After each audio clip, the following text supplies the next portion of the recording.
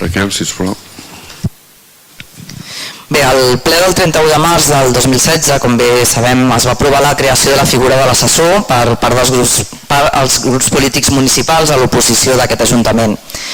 Tal com ja vam argumentar, en aquell moment en la nostra exposició compartíem aquesta necessitat de la creació d'aquesta figura perquè els grups de l'oposició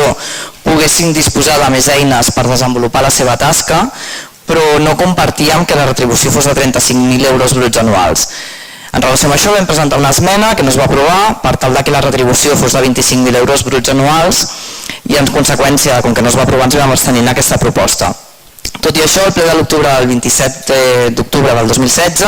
ens vam acollir a la figura de l'assessor, però vam exposar que faríem una donació de l'Ajuntament del diferencial de la nostra proposta de retribució de 25.000 euros bruts anuals, descomptant els càrrecs fiscals i sense que això anés en perjudici de la persona contractada a aquests efectes.